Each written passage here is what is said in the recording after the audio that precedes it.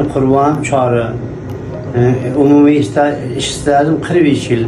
Bu Qiziltepa sanatoriyasida o'zi apparat bo'yicha ishlaganimga 5-yil ketyapti.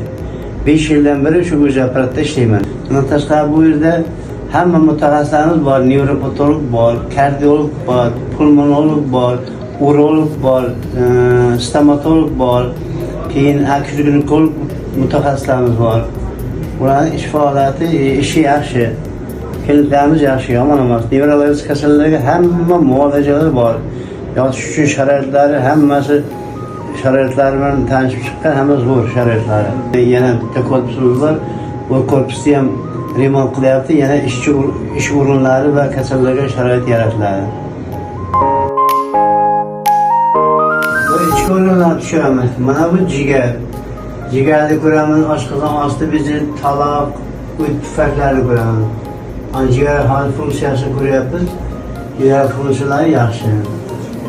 Bu yerda o't pufagi ham mana ichi toza, tosh yo'q, holati yaxshi.